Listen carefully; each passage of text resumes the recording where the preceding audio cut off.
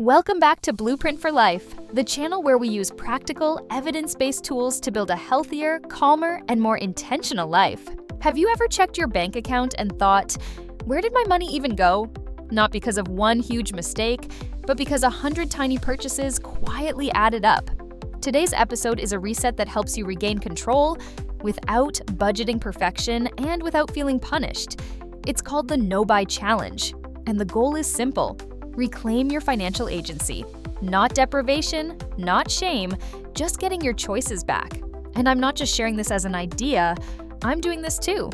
I've been using tool number 1 myself, and you'll hear more about it later in this episode. If you've been stress shopping, doom scrolling, or spending to cope, you're not alone.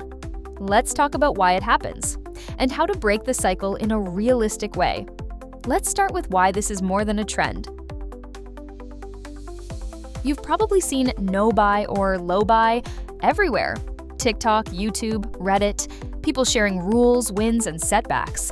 And that matters, because this isn't just a money hack. It's a response to something bigger: hyper-consumerism, burnout, and the feeling that we're always behind. So if this has been on your mind, you're right on time. Now, let's name the real problem. Here's the uncomfortable truth. A lot of us aren't just spending too much. We're losing control of our spending decisions. And at a national level, spending is huge. Consumer spending makes up about 70% of US GDP.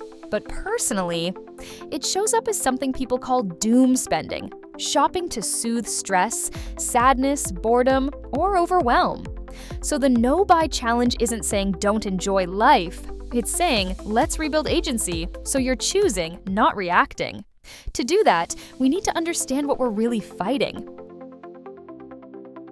If you've ever clicked buy and felt a little rush, there's a reason.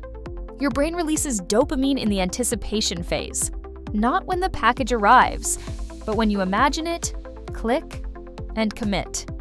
Then reality hits. The feeling fades. The box arrives, and it's just fine. So often, we're not buying the product. We're buying the momentary feeling. And sometimes, we're buying something even deeper. Quick question: who are you buying for? A lot of spending isn't for our real life. It's for our future life. The hiker buying gear for a trip that isn't planned.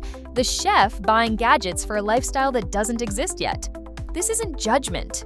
This is awareness. So here's the shift. Buy for your reality, not your fantasy self. And now, let's talk about the outside pressure. There is that voice that says, everyone else has this. You're behind. You'll miss out. Social media manufactures FOMO, and we compare our behind the scenes to someone else's highlight reel. And marketing is designed to push buttons, especially when we're tired, stressed, or emotional. So if spending feels personal, sometimes it's not. 2 common approaches. Hard mode, a strict ban on all non-essentials. Great for a hard reset, especially if you feel stuck in a buying loop. Sustainable mode, a gentler low buy with planned exceptions. Better for long-term change and mental health. Here's the key. Pick the mode you can actually complete, because consistency beats intensity. Next, boundaries that stop daily negotiation. This is where it becomes practical. Make 2 lists: green light, allowed, rent, utilities, groceries, essentials, and toiletries only when you're replacing something. Red light, not allowed, clothes, decor, takeout, random Amazon buys, beauty extras, anything that's just because. Write your rules down. Put them in your notes app, because in the moment, willpower gets weak. But a rule stays strong now. Survival tools for when the urge hits. Rule: before you buy anything new, shop your home. This is the one I've been using. And I'll be honest, this single habit is what helped me not spend when I was tempted. Because once I shopped my home, I realized I already had what I needed, and the urge passed. And over time, those non-buys added up. I was saving about $100 to $150 a month in 2025 just by avoiding small impulse purchases. Closet, pantry, bathroom drawer. that junk cabinet. You'll be surprised how often the thing you want is already there, just buried under clutter. Make it a game. You're not missing out. You're building the skill of using what you already own. Tool number 2, slowing impulse spending down. Impulse buys thrive on speed, so we slow the system down. If you want something non-essential, write it on a list. Don't buy it. Wait 30 days.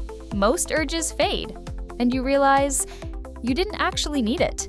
And if after 30 days you still want it, and it fits your plan, you buy it intentionally.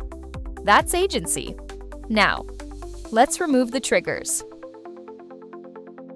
Here's the metaphor. You can't heal an alcoholic while sitting in a bar. Same idea.